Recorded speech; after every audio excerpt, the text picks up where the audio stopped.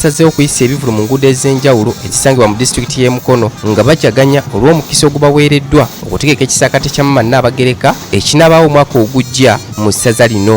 Basobodde okuyita abantu ab'enjawulo okuva ku ssaza lino okubadde ne bannaddiini n'abaana abato okubasobozesa okutegeera obukulu obuli mu kisaakaate. Okuvumbula abaana kiki kye balina ekibadde kitabalabika kuba abaana bano buli lwe babeera awaka ebintu bingi babizibira.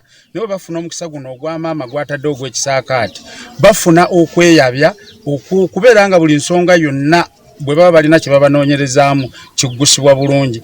Eyaliko omulabirizi w'obulabirizi bw'emitiana Right Reverend Danistan Bukenya alaze obwennyamivu olw'empisa eziwedde mu bantu saako n'ebikolwa ebyekko ebifumbekedde mu bantu ng'ekisaakaate kya Maama Nnaabagereka kyakuyamba kinene nnyo okumalawo ebikolwa kika kino. Abamanyi kuba Bayibuli emanyiiza omwana omuto ekikola saanya okutambulira muntu nabanga kuzinga akaddiye alimu kubivaamu tukaddiire mu bulungi mu buntu bulamu mu kwagala Katonda okuweereza abatwaziganya bannaffe n'okuzimbagana.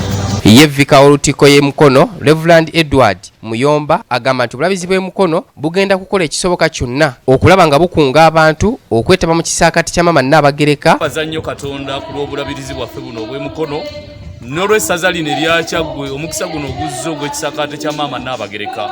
Twagala kwebaza nnyo Bwakabaka bwa Buganda okutulowoozaako ffe nga bannakyaggwe ng'obulabirizi bwa Mukono kubanga guno mukisa gye tuli naddala mu kiseera kino nga tulwanagana n'abaana ensi ebasika abazadde naffe tusika. Ku mukolo guno basobodde okusimba emiti egigendereddwamu okukuuma obutonde bw'ensi. Mawulire gy'otobadde nga wunzise bwentyo ebikirawo ne by'otalabye birinde mawulire Gambuuze ku ssaawa emu ate ne mawulire Ageesigika